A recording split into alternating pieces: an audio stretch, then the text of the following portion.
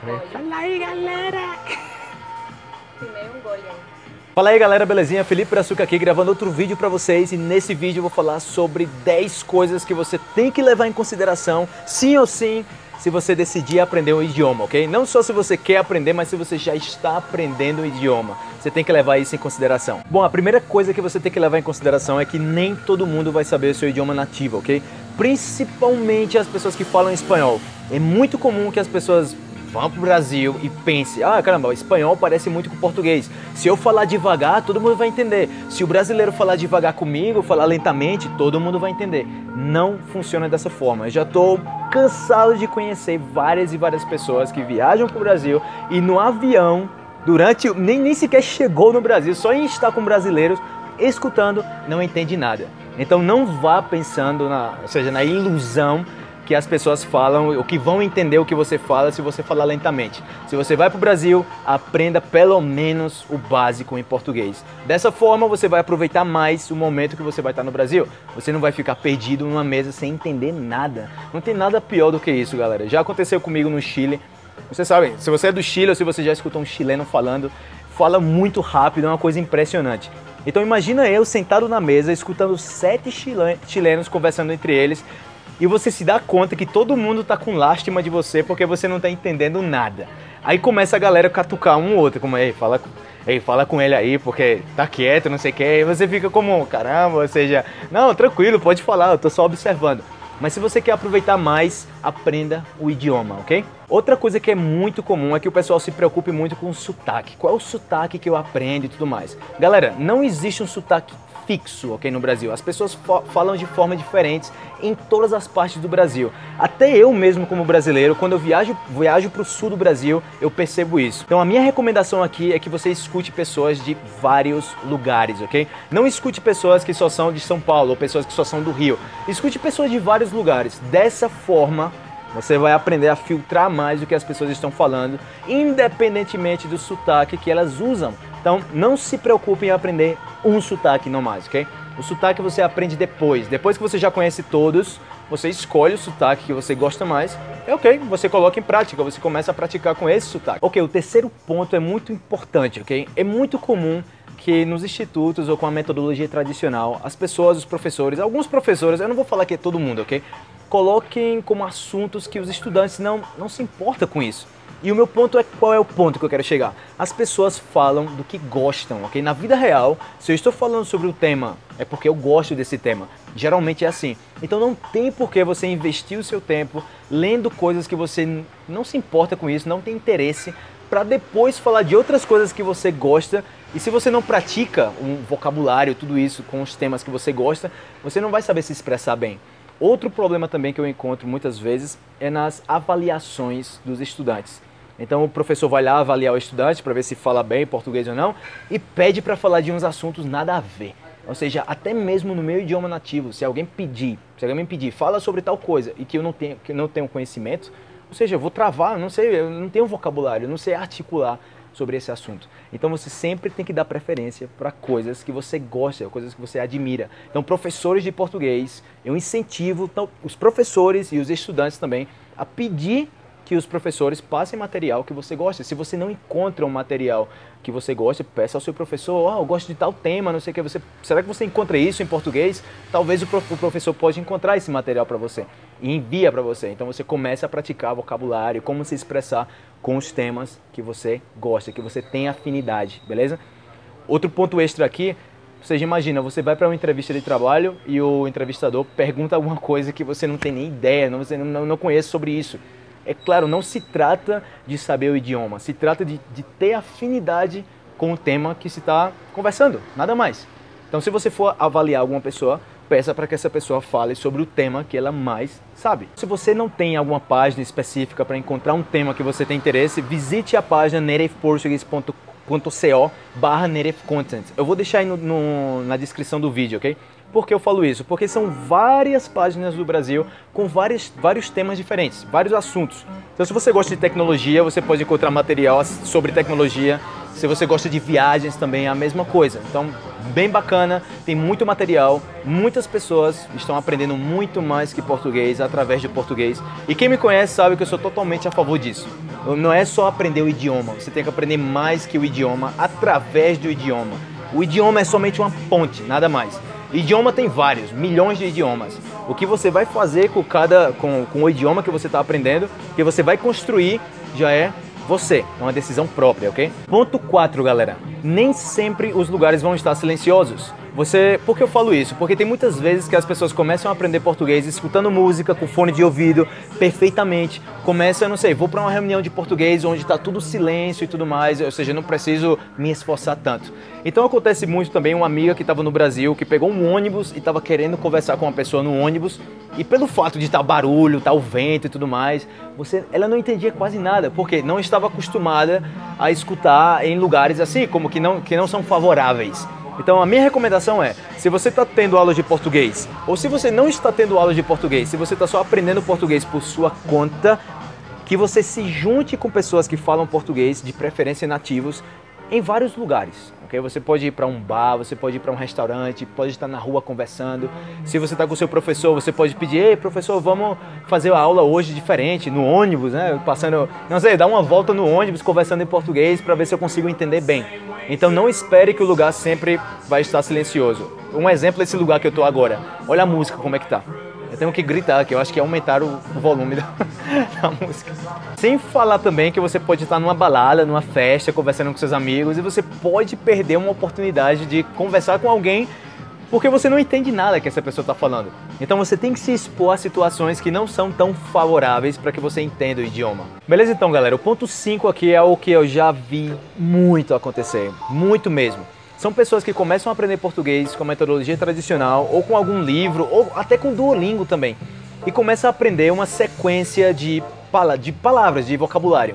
Não existe uma ordem para você aprender as palavras, ok? Você aprende o que aparece. Quando você viaja para o Brasil, eu posso viajar para o Brasil, e se eu não sei nada de português, eu posso começar a conhecer algumas palavras, não sei, relacionadas com comida, porque quando eu cheguei no Brasil, eu fui para um restaurante. E outra pessoa pode começar a aprender coisas, não sei, de academia, porque no outro dia que chegou no Brasil foi para a academia com um amigo. Então não existe uma ordem para aprender as palavras, ok? E é muito comum que eu conheça pessoas que falam: ah, eu estou aprendendo português. Aí eu falo: ah, ok, você já está falando alguma coisa? Aí fala: não, eu estou aprendendo o nome das frutas. Ou seja, como você leva uma semana aprendendo as frutas ou aprendendo os números, nada mais. Ou seja, você tem que aprender um pouco de cada coisa, porque é isso que acontece na vida real, ok? São situações reais. Isso acontece na vida real e quanto mais você puder aproximar a sua experiência de aprender o idioma com a vida real, faça, ok? Isso vai fazer a total diferença no processo de aprendizagem, beleza? O ponto 6 aqui é que ultimamente eu venho conversando com muitas pessoas que seguem os vídeos aí no canal pelo WhatsApp e muitas pessoas usam um vocabulário muito formal comigo e isso não se usa tanto na vida real, ok? É muito bonito aprender como se fala formalmente e tudo mais, sendo que na vida real isso não acontece. Quando você chega no Brasil, as pessoas falam de forma informal. Você gera mais conexão com as pessoas. Não é nada diferente quando você está aprendendo o idioma e você começa a se expressar de forma informal com os nativos. Então as pessoas vão se sentir mais cômodas para conversar com você.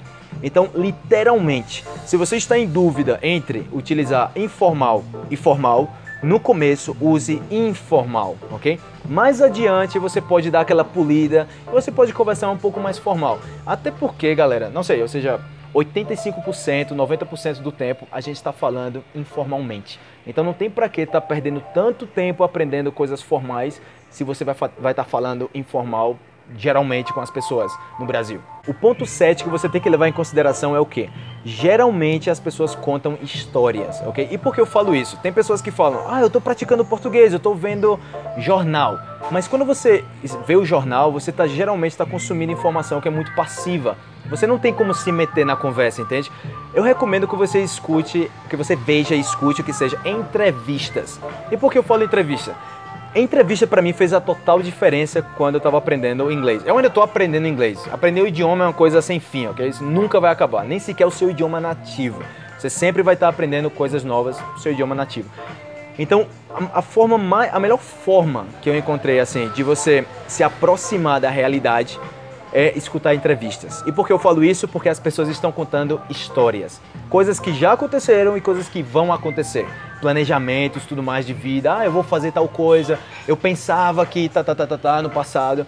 Então quando você está nessas conversas, nessas entrevistas e quando você chega no Brasil, a diferença é que quando você estiver no Brasil, você vai poder interagir com as pessoas, você vai poder falar com as pessoas. Então é como uma preparação.